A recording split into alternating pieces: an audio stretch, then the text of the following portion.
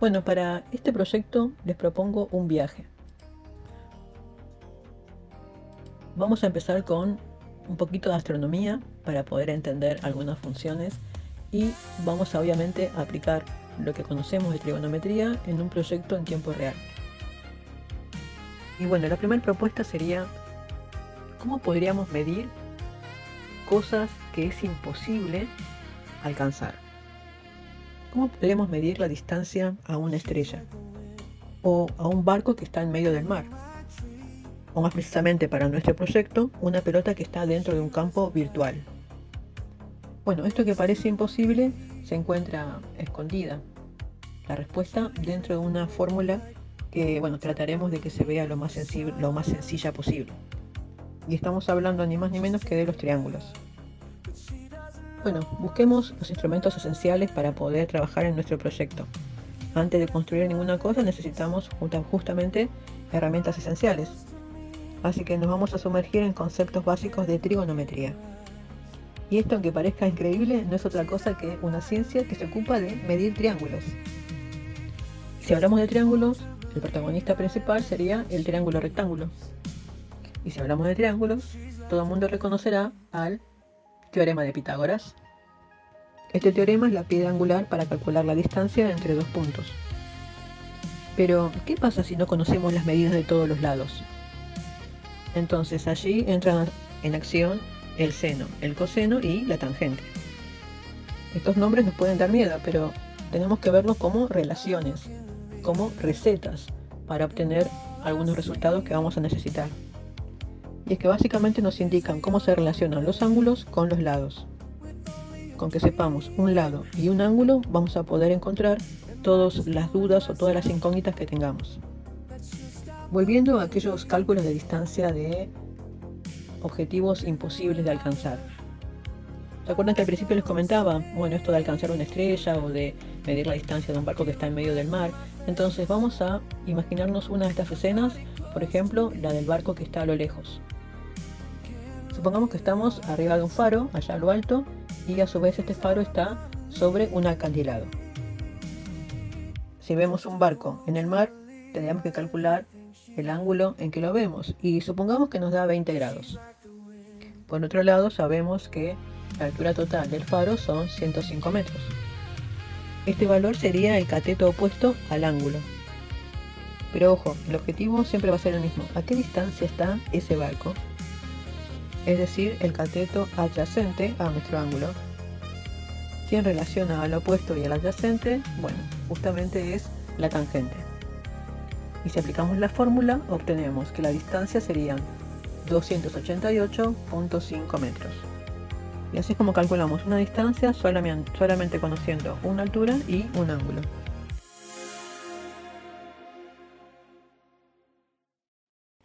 Bueno, dejamos atrás el barco y nos vamos al campo de fútbol. Vamos a ver cómo estos principios trigonométricos le dan al robot las herramientas para poder jugar el partido. Así que comencemos por entender que para el robot el campo de juego es un plano cartesiano. El robot se encuentra en una de las coordenadas X, Y, la pelota se encuentra en otra coordenada X, Y el arco se encuentra en otra de ellas. Así que todo es un mapa de puntos que tenemos que calcular, o que el robot debe calcular. Vamos a ver cómo las fórmulas que estamos acostumbrados a ver en un pizarrón hacen que estos robots puedan patear una pelota y convertir un gol. Y es que es muy importante comprender qué nos permite establecer una relación. Por ejemplo, cuando tenemos un ángulo de 90 grados, esto en el caso de los triángulos, la proporción entre sus otros ángulos y la longitud de sus lados es constante. Y es que gracias a las proporciones trigonométricas, en este caso específicamente al seno y al coseno, esto sumado a la tangente nos permiten calcular distancias que de otro modo serían imposibles revelar. En nuestro caso, para utilizar estas herramientas dentro del simulador, vamos a necesitar entender que los objetos están en constante movimiento y necesitamos hacer cálculos de manera constante, o en realidad los robots deberían hacer cálculos de manera constante. Aquí tenemos que diferenciar 360 grados por 2pi. que es la representación justamente de estos 360 grados. Pero en nuestro proyecto vamos a tener que dejar de lado los grados y operar con radianes. Luego sí, cuando ya tengamos los resultados, podemos convertirlos a grados para poder establecer justamente las distancias entre el robot y el arco o el robot y la pelota. Al trabajar con radianes, el robot asume que el campo es como un mapa cartesiano continuo. En nuestro simulador virtual, el centro del plano sería el origen de estas coordenadas. Si el robot tiene que dirigirse al arco azul, la coordenada de X aumenta hasta 0.35. En cambio, si tiene que apuntar hacia el arco amarillo, los valores van decreciendo hasta menos 0.35. Entonces, así de simple, tenemos que ver que todo lo que sucede en el campo de juego se reduce a pares de coordenadas cartesianas. Y para que el robot decida moverse de donde está hacia la pelota, entra en juego otro concepto, que es el vector de 2 dimensiones, o bidimensional. Este vector bidimensional es la diferencia entre el destino y el punto de partida. Es así que el código calcula la diferencia en el eje horizontal de X y la diferencia del vertical, que sería de Y. Estos dos puntos forman el vector. Hay que pensarlo como una flecha virtual que contiene la información de la distancia y justamente la dirección hacia el objetivo. Bueno, y aquí es cuando la programación se topa con un muro en el caso que no aplique las matemáticas correctas. Para convertir ese vector en un ángulo de giro real para los motores de las ruedas, el ordenador va a necesitar utilizar la operación arco-tangente. Y aquí es cuando entra una diferencia que hay que establecer, que es fundamental: la diferencia entre ATAN y ATAN 2. Hay una pregunta que pareciera sencilla: ¿cómo sabe un robot exactamente hacia dónde mirar o hacia dónde tiene que patear dentro de un partido de fútbol? Y es que lograr un ángulo perfecto requiere algo más que las matemáticas básicas. Bien, comenzamos entonces por el dilema del ángulo. Vamos a centrarnos en que ATAN es la función inversa de la tangente, porque justamente ATAN se refiere al arco tangente. Entonces devuelve un ángulo a partir de la proporción opuesto adyacente. Así es como le pasamos estos datos y ella nos devuelve el ángulo. Entonces, el verdadero problema, ¿dónde comienza? Esto es cuando dejamos el triángulo y nos vamos a un plano cartesiano completo de 360 grados. Y aquí es cuando las computadoras y los robots tienen que trabajar, porque tienen que encontrar ángulos en todos lados. Y es que la función tradicional, conocida como ATAN, es insuficiente para que nuestro robot se mueva eficientemente y de manera autónoma. La función matemática ATAN requiere que le pases como argumento la diferencia a dividir de y entre dx. El problema de realizar esta división es que destruye la información entre los signos negativos y positivos. Si dividimos 1 positivo entre 1 positivo, el resultado es 1. Y si dividimos 1 negativo entre 1 negativo, el resultado también va a ser 1. Y es así que el robot no tiene manera de saber si está adelante y a la derecha o si está en una ubicación opuesta a este valor. Es decir, que pierde completamente la noción de en qué cuadrante del campo de juego se encuentra. Y allí es cuando aparece nuestra función llamada ATAN2, que viene a resolver este problema de ambigüedad. Y es que en lugar de resolver la división, ella recibe a los dos componentes por separado, x por un lado y y por otro. Entonces mantiene independiente el signo de y y el signo de x. Y entonces permite saber de manera eficiente en cuál de los 4 cuadrantes tenemos al objetivo, en un ángulo que va de menos pi hacia pi radianes.